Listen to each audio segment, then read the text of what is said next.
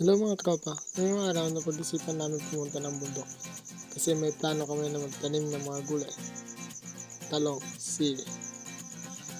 Ito nga guys, pababa na kami guys dahil kakain muna kami dahil kakatapos namin magtabas. Punta kami ng ilog guys.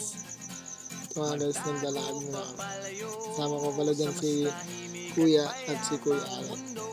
Punta na kami ng ilog. Punta na kami sa ilog guys sa pagkakainan namin. Ito pala yung pagkain namin guys. Yung sardinas sa kawaw ulam. Solid guys. Sarap.